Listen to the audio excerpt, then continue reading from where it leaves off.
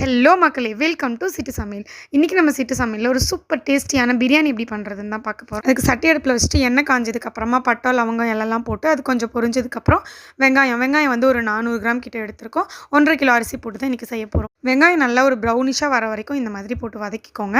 கொஞ்சம் நேரம் மூடி வச்சுட்டு ஓப்பன் பண்ணிங்கன்னா இன்னும் நல்லா வதங்கிடும். ஸோ கொஞ்சம் நேரம் மூடி வச்சுட்டு ஒரு 2 to 3 மினிட்ஸ் கழித்து எடுத்து பார்க்கும்போது கொஞ்சம் வதங்கி இருந்துச்சு. அது கூடவே வந்துட்டு நடுவுலையே நெய் சேர்த்துக்கலாம். கொஞ்சமாக ஒரு 2 டீஸ்பூன் அளவுக்கு அந்த வெங்காயத்து கூடயே நெய் சேர்த்துட்டு அதையும் இந்த மாதிரி நல்லா மிக்ஸ் பண்ணிவிட்டு அது கூடவே உப்பு சால்ட் வந்து அந்த வெங்காயத்து கூட சேர்த்துக்கலாம்.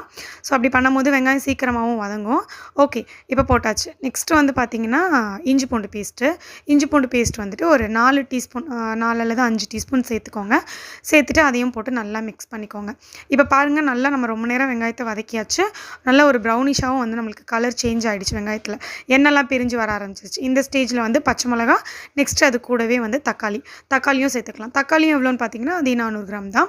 ஸோ தக்காளியும் சேர்த்துட்டு நல்லா மிக்ஸ் பண்ணிவிட்டு அது கூடவே வந்துட்டு சிக்கன் பீசஸ் எல்லாத்தையும் அது கூட சேர்த்துடலாம். ஓகே, இப்போ சிக்கன் பீஸை சேர்த்துட்டதுக்கு கூடவே மசாலா ஆட் பண்ணிக்கலாம். கரம் மசாலா, தனி மிளகாத்தூள், மஞ்சள் தூள், அதுக்கப்புறம் மேகி மசாலா ஒரு 2 பேக்கெட் ஆட் பண்ணியாச்சு. இந்த சிக்கனோட நல்லா மிக்ஸ் ஆகிற மாதிரி நல்லா இதை போட்டு கலக்குன்னு கலக்கிக்கோங்க. இது கூடவே புதினா போட்டுக்கோங்க. புதினா மல்லி ரெண்டுத்தையும் நல்லா வந்துட்டு பொடியாக நறுக்கி வச்சுருக்கோம். அதை எடுத்து சேர்த்துக்கோங்க. ஸோ சேர்த்துட்டு அது கூடவே தயிர் சேர்த்துக்கலாம். தயிர் கொஞ்சமாக அதுக்கு தேவையான அளவு கொஞ்சம் சேர்த்துட்டு அதையும் வந்துட்டு நல்லா ஒரு மிக்ஸ் பண்ணிக்கலாம். ஸோ தயிர் சேர்த்ததுக்கப்புறம் பார்த்திங்கன்னா எல்லாம் நல்லா வந்துட்டு மிக்ஸ் ஆகிடுச்சு. ஸோ இந்த மாதிரி மிக்ஸ் ஆகும்போது நம்மளுக்கு வந்து இந்த பிரியாணியோட கிரேவி வந்துட்டு கொஞ்சம் கொஞ்சமாக ரெடி ஆகும். ஸோ இப்போ வந்துட்டு லாஸ்ட்டாக கொஞ்சம் உப்பு சேர்த்துக்கலாம். ஃபஸ்ட்டு ஸ்டார்டிங்கில் உப்பு சேர்த்தோம், அது கூடவே கொஞ்சம் பத்தலைன்னா கொஞ்சம் சேர்த்துக்கலாம். அதுக்கப்புறம் இப்போ இது கூட கொஞ்சம் தண்ணி ஆட் பண்ணிக்கலாம். ஓகேவா, நிறைய இல்லை, கொஞ்சமாக தண்ணி ஆட் பண்ணிக்கலாம். ஸோ அதுக்கப்புறம் கொஞ்சமாக தண்ணி ஆட் பண்ணிவிட்டு இதை லைட்டாக மூடி போட்டு கொஞ்சம் நேரம் அந்த கறி வேகிற வரைக்கும் கொஞ்சம் நேரம் வேக வச்சுக்கலாம். ஓகேங்களா, ஸோ இந்த மாதிரி இது வந்து ஒரு பக்கம் வெந்துக்கிட்டே இருக்கட்டும். நம்ம வந்து சாப்பாடை வந்து தனியாக வேக வச்சு எடுக்க போகிறோம். ஸோ அதுக்காக பார்த்திங்கன்னா தனியாக ஒரு சட்டியில் தண்ணி கொதிக்க வச்சுட்டு அது கூட வந்து கொஞ்சம் எண்ணெய், அதுக்கப்புறமா அதுக்கு உப்பு, அதுக்கப்புறம் கொஞ்சம் லெமன் வந்துட்டு புழிஞ்சு விட்டாச்சு. ஸோ இது எல்லாத்தையும் கொஞ்சம் கொதிக்க வச்சுக்கோங்க. போட்டுட்டு மொத்தமாக கொதிக்க வச்சுட்டு அது கூட வந்து நம்ம எடுத்து வச்சுருக்கிற 1.5 கிலோ அரிசி, ஸோ அதை வந்து ஆல்ரெடி ஊற வச்சுருக்கிற அரிசி, அதை தனியாக எடுத்து இந்த மாதிரி நம்ம போட்டு வேக வச்சு எடுத்து வச்சுக்கலாம். ஓகே, ஸோ பாருங்கள், போட்டு லைட்டாக மிக்ஸ் பண்ணிக்கோங்க. ரொம்ப மிக்ஸ் பண்ண வேண்டாம், அரிசி உடஞ்சிராமல் லைட்டாக மிக்ஸ் பண்ணியாச்சு.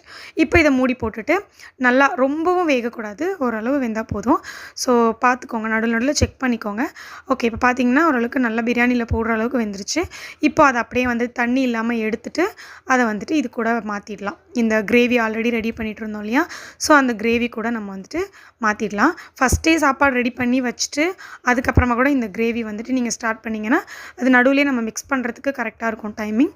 ஸோ பார்த்திங்கன்னா அது கூட போட்டுட்டு லைட்டாக அந்த ஸ்பூனை திருப்பி வச்சுட்டு பின் பக்கமாக லைட்டாக இந்த மாதிரி மிக்ஸ் பண்ணிவிட்டு அதுக்கப்புறம் கலர் ஆட் பண்ணிவிட்டு அதுக்கப்புறம் லாஸ்ட்டாக கொஞ்சம் லெமன் வேணும்னா ஆட் பண்ணலாம், அப்படி இல்லைனா அந்த மாதிரி கொத்தமல்லி போட்டு ஆட் பண்ணிக்கோங்க. ஸோ அதுக்கப்புறம் நம்ம அந்த வடித்த தண்ணி இருக்குது இல்லையா, சாப்பாடு வேக வச்ச தண்ணி, அதை லைட்டாக சும்மா ஒரு டம்ளரில் கொஞ்சமாக எடுத்து அப்படியே சுற்றி போட்டாச்சு. ஸோ அதை போட்டதுக்கப்புறம் மூடி வச்சுருங்க. மூடி வச்சு நம்ம தம் போட போகிறோம். ஸோ அது கொஞ்சம் அந்த தண்ணிலாம் வற்றிட்டதுக்கப்புறம் அதுக்கப்புறமா தம் போட்டுக்கலாம். ஓகேவா, ஒரு கல் வச்சுட்டு அதுக்கு மேலே வச்சு கொஞ்சம் வெயிட் வச்சாச்சு. ஸோ வெயிட் வச்சு ஒரு 20 மினிட்ஸ் அந்த மாதிரி எடுத்தாச்சு.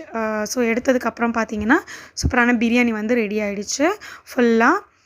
அவ்வளோதான். இப்போ லைட்டாக அதை வந்து அப்படியே மிக்ஸ் பண்ணிவிடுங்க. அந்த ஒயிட் ரைஸ் ப்ளஸ் அந்த கிரேவி எல்லாத்தையும் சேர்த்து மிக்ஸ் பண்ணிவிடுங்க. ஸோ இப்படி மிக்ஸ் பண்ணுறதுக்கப்புறம் சூப்பராக வந்துட்டு நம்மளோட பிரியாணி வந்து ரெடி. இதுக்கு கூடவே தொட்டுக்கிறதுக்காக சிக்கன் ஒயிட் குருமா வந்து எப்படி ரெடி பண்ணுறதுன்னு ஆல்ரெடி நம்ம சேனலில் போட்டிருக்கோம். அதுவும் ரொம்ப அட்டகாசமான ஒரு ரெசிபி தான், அதையும் ட்ரை பண்ணி பாருங்கள். அதையும் இதையும் சேர்த்து வச்சு சாப்பிடும் போது அவ்வளோ ஒரு டேஸ்ட்டாக இருந்துச்சு. கண்டிப்பாக நீங்களும் ட்ரை பண்ணி பாருங்கள். தேங்க்யூ, பாய்.